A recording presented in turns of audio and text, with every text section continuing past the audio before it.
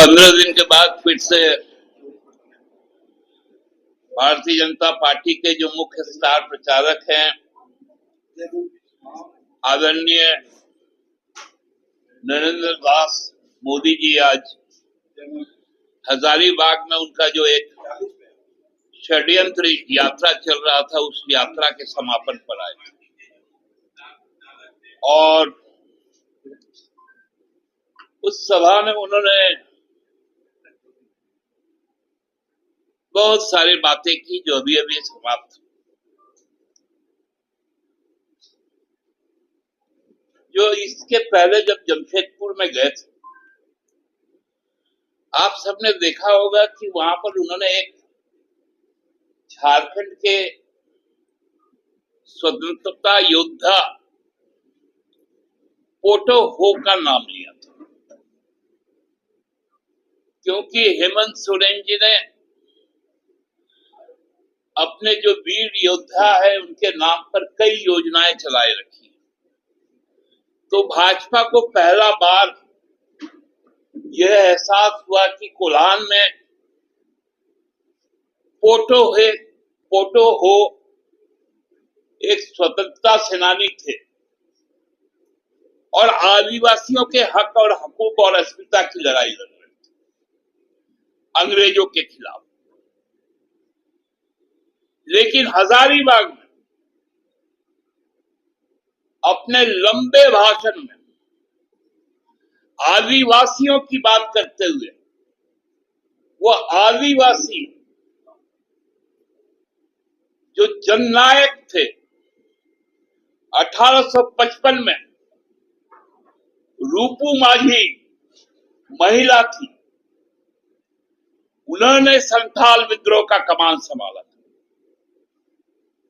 ये बातें भारतीय जनता पार्टी को नहीं मालूम। भारतीय जनता पार्टी को यह भी नहीं मालूम है कि 1857 का जो सिपाही विद्रोह हुआ था उसके नायक हजारीबाग के जयमंगल पांडे थे, जो ब्रिटिश इंडियन आर्मी का डोरंडा कैंटोनमेंट का कमांडिंग अफसर। ये बातें भाजपा को नहीं मालूम क्योंकि आजादी की लड़ाई से उनको नहीं मालूम। उनको तो ये भी नहीं मालूम कि इसी हजारीबाग के धरती से सरस्वती देवी पहली महिला स्वतंत्रता सेनानी थी जो 1921 में काराबंद हुई हजारीबाग सेंट्रल जेल में। उनको यह भी नहीं मालूम कि बाबू राम नारायण सिंह जी कौन थे। बात करते हैं आदिवासियों की, महिलाओं की।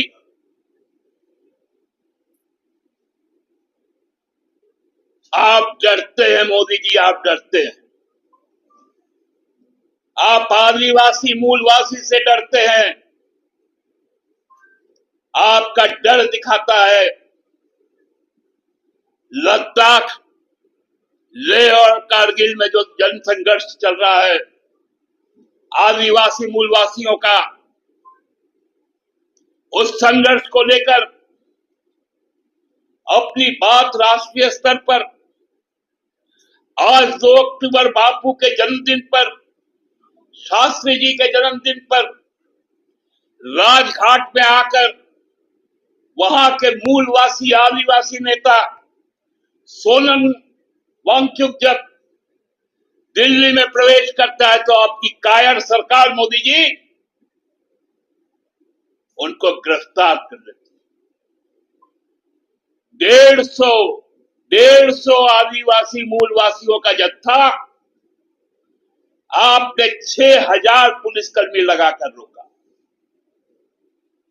आप डरते हैं, आप डरते हैं हेमंत सोरेन से, आप डरते हैं झारखंड मुक्ति मोर्चा से, और हजारीबाग में आपका बौखलाहट इस बात का प्रतीक है कि आप कितने डरे सहमे। भाजपा कितनी हताश है। बात कर रहे हैं अब प्रधानमंत्री जैसा स्तर का आदमी वीडियो सीओ का ट्रांसफर पोस्टिंग का बात करता है। मुद्दा विहीन बीजेपी, पेपर लीक। अरे आपके योगी जी के 7 साल के शासन में 17 बार पेपर लीक हुआ और एक भी एग्जाम अभी तक नहीं हो पाया। गुजरात में आपका नीट का पेपर लीक हुआ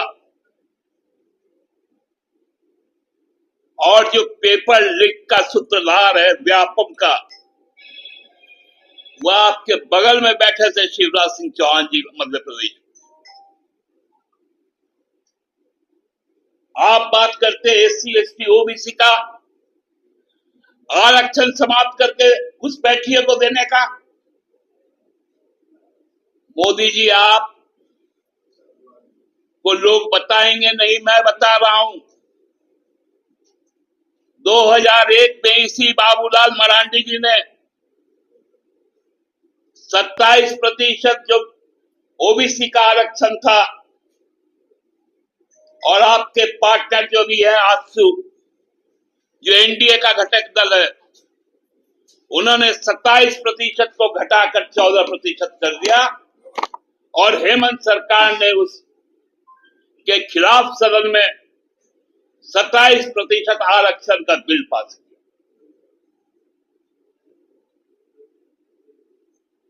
आप मूलवासी आदिवासी से डरते हैं। लूट एक एक क्षण क्षण आप करते हैं।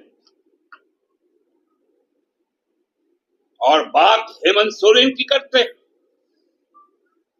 डर गए हैं ना, डरना चाहिए। भारतीय जनता पार्टी को डरना चाहिए। झारखंड मुक्ति मोर्चा से डरना चाहिए, क्योंकि ये आदिवासी मूलवासी अल्पसंख्यक की बात करता है, मजदूर युवाओं की बात करता है, महिलाओं और किसानों की बात करता है, और आप इन बातों को सुन नहीं सकते। इसीलिए आपको डर है। मैं आपको याद दिलवा दूं, लोकसभा में यही आपके दूसरे जो साथी हैं अमित शाह जी, स्कूटी में आए थे, तब उनको आंदोलनकारी और शहीदों की मिट्टी दी गई थी। झारखंड की जनता ने सभी आदिवासी सीटों में उनकी मट्टी पलित कर। आज तो आपको 2-2 घड़ा मिला है मिट्टी का।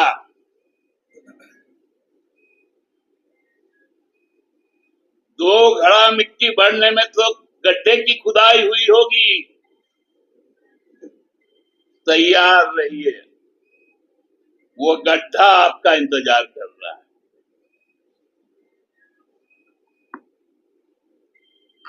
हम लोग आपको इतना तय करके दे देंगे कि प्रधानमंत्री के तौर पर आगामी 5 साल आप जरूर झारखंड आइएगा, लेकिन भाजपा के लिए वोट मांगने अब आप नहीं आ पाइएगा। झारखंड की जनता इसका मन बना चुकी। आपको डेमोग्राफी का चिंता हो रहा है, आपके संगठन का डेमोग्राफी देखिए,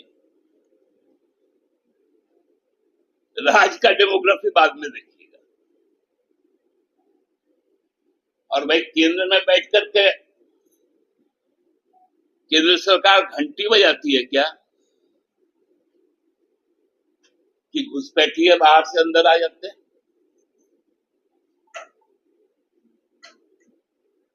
किनका काम?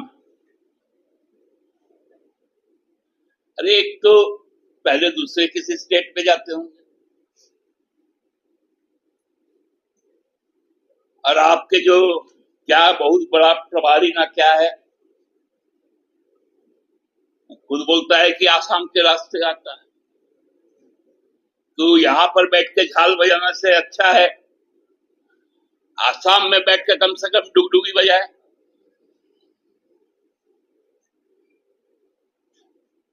क्या स्तर पर आज चुनाव प्रचार को लेकर गए, बताइए मोदी जी। यूपी में 17 बार क्यों पेपर लीक हुआ? 7 सालों में अभी तक क्यों नहीं सिपाही की बहाली हुई? क्यों नहीं शिक्षकों की बहाली हुई? क्यों नहीं क्लर्कों की बहाली हुई?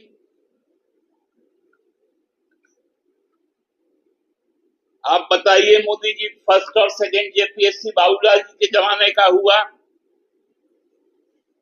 उसके अधिकारी और सदस्य और अध्यक्ष क्यों जेल गए? उसमें भारतीय जनता पार्टी से जुड़े हुए कितने लोगों के परिवारजनों को फायदा हुआ? बताइएगा ना। चुनाव में तो हम लोग बता ही देंगे। आज भी सीबीआई का तलवार लटक रहा है, मुकदमे जारी है, और जिस दिन कंक्लूजन होगा आपके प्रदेश अध्यक्ष आपसे बहुत दूर रहेंगे। उस रास्ते पर जांच आगे बढ़ रही और आप ही की संस्था कर रही। इसलिए अब पुनः कब उनका वाच सुनने को मिलेगा? हमको लगता है 5, 7, 10 दिन में ही आ जाए तो बेहतर है। कम से कम यहाँ का दुर्गा पूजा देख लेंगे। मैं तो विशेष करके अपने जो हमारा इस बार 89th ईयर है हमारे दुर्गोत्सव का, उसके अध्यक्ष होने के नाते आपको आमंत्रित करते हैं कि आप आइए, पूजा पाठ में मन लगाइए। आज पितृपक्ष समाप्त हुआ, हम लोगों ने सबने तर्पण किया, और तर्पण आप जानते हैं ना क्यों करता है? वो पितरों के लिए किया जाता है।